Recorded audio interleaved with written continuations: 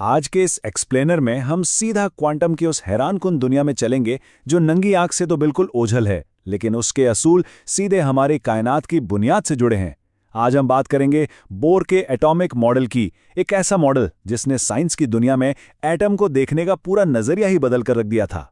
आखिर इन एटम्स के अंदर जो हर चीज की बुनियाद है, चल क्या रहा है? आइए बिना किसी ताखीर के इस दिलचस्प सफर का आगाज करते हैं। एटम के अंदर की दुनिया को वाज़े तौर पर समझने के लिए एक आम सी मिसाल पर गौर करते हैं। फर्ज करें एक बिल्डिंग है। कोई भी शख्स पहली, दूसरी या तीसरी मंजिल पर तो आराम से खड़ा हो सकता है, ठीक है ना? लेकिन क्या वो दो मंजिलों के दरमियान हवा में लटक सकता है?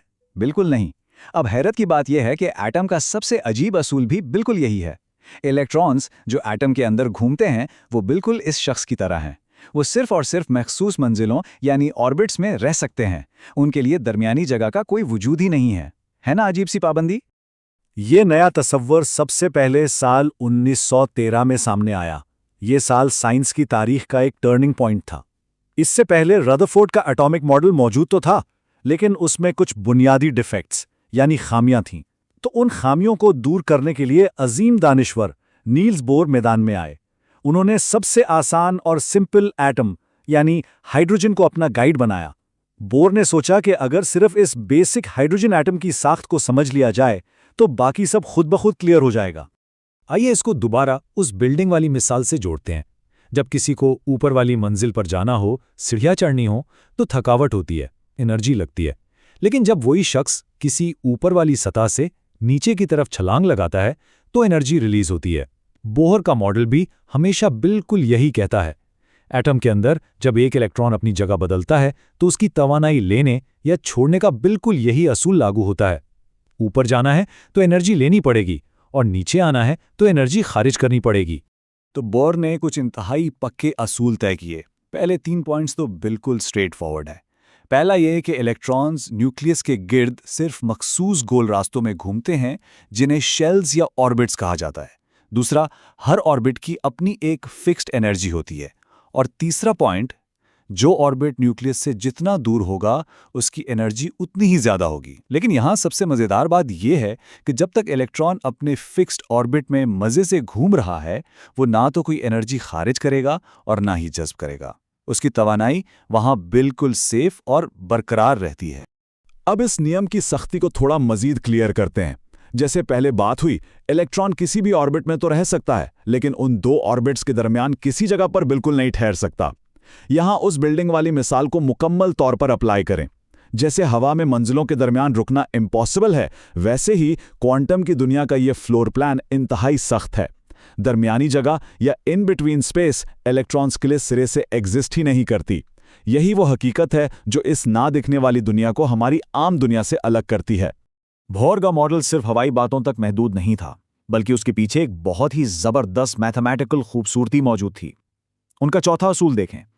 एंगुलर मोमेंटम यानी MVR बराबर है NH डिवाइडेड बाय 2πk। ये इक्वेशन समझाती है कि इलेक्ट्रॉन्स ऐसे ही रैंडमली किसी भी रास्ते पर घूमना शुरू नहीं कर देते। वो सिर्फ उन्हीं ऑर्बिट्स में रह सकते हैं जहां उनका एंगुलर मोमेंटम प्लैंक्स कांस्टेंट का एक एग्जैक्ट इंटेग्रल मल्टीपल हो। यह जाहिर करता है कि नेचर का हिसाब किताब दरअसल कितना परफेक्ट और नापातुला है। चलिए यहां एक छोटा सा चेक पॉइंट लेते हैं ताकि अब तक की बातें थोड़ी रिफ्रेश हो जाएं। फर्ज करें कि एक इलेक्ट्रॉन तीसरे ऑर्बिट यानी n=3 से कूदकर सीधा पहले ऑर्बिट यानी n=1 में आता है। अब यहां गौर करने वाली बात यह है कि क्या इस क्वांटम सफर में वो इलेक्ट्रॉन एनर्जी एब्जॉर्ब करेगा या फिर एनर्जी एमिट करेगा? इस सीन पर जरा सोच विचार करना जरूरी है। अगर जहन में जवाब एमिट यानी खारिज करना आया था तो बिल्कुल सही। जब भी इलेक्ट्रॉन ऊंची एनर्जी लेवल से नीची एनर्जी लेवल में गिरता है, वो दोनों के फर्क की एनर्जी को फौरन खारिज कर देता है। इस फर्क को डेल्टा E कहा जाता है। और सबसे हैरानकुन बात यह है कि ये एनर्जी ऐसे ही गायब नहीं होती, बल्कि रोशनी के एक बिल्कुल मखसूस जर्रे यानी फोटॉन की शक्ल में निकलता है। यही वजह है कि मुख्तलिफ एलिमेंट्स जलने पर अलग अलग रंग की रोशनियां पैदा करते हैं। वो दरअसल इन्हीं फोटॉन्स को खारिज कर रहे होते हैं। आइए अब इस पूरे प्रोसेस को एक ख्याली खाके की मदद से सामने बनते हुए देखते हैं।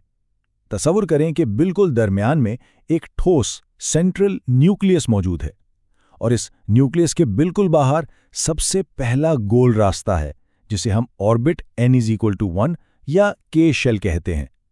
ये सबसे कम एनर्जी वाला रास्ता है पूरे एटम की साख्त यहीं से शुरू होती है, ठीक उस मरकज से जहां पूरा मास जमा होता है। अब इस दायरे को बाहर की तरफ फैलाते हैं। पहले ऑर्बिट के ठीक बाद मौजूद है ऑर्बिट n=2, जिसे एल शेल भी कहा जाता है, और उसके थोड़ा और बाहर ऑर्बिट n=3 यानी एम शेल। ये बिल्कुल कॉन्सेंट्रिक सर्कल्स हैं, यानी इन सब का मरकज वही एक न्यूक्लियस है।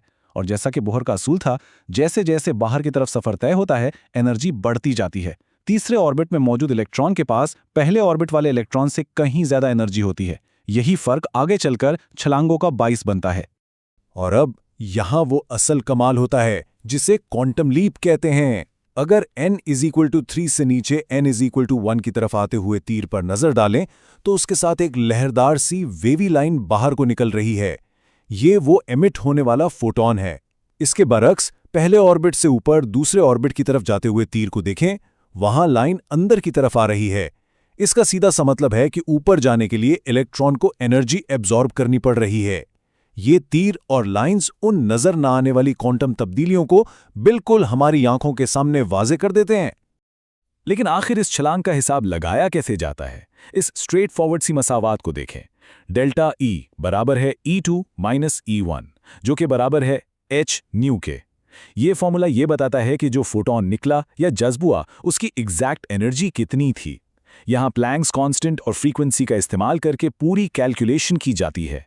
ये सिर्फ अंदाजे नहीं है, बल्कि हर एटम के अंदर मुसलसल चलने वाला नेचर का एक बिल्कुल ही नापातुला मैथमेटिकल सिस्टम है। तो इस पूरे एक्सप्लेनर से ये बात तो बिल्कुल शीशे की तरह साफ हो गई कि ये एटॉमिक दुनिया भले ही नजर ना आए, लेकिन इसके उसूल कितने सख्त हैं।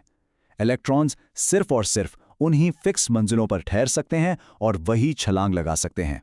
अब इस सफर के इख्तिताम पर एक निहायत ही दिलचस्प और गहरा सवाल ज़हन में उभरता है। अगर एटम की ये छोटी सी दुनिया ऐसी पक्की सरहदों और पाबंद लीव्स के उसूल को मानती है, तो इस कायनात में ऐसी और कितनी चीज़ें हैं जो इन्हीं नज़र ना आने वाली हुदूद के दरमियान बंधी हुई हैं। ये एक ऐसी थॉट है जो वाकई हमें मज़ीद सोचने पर मजबूर कर देती है।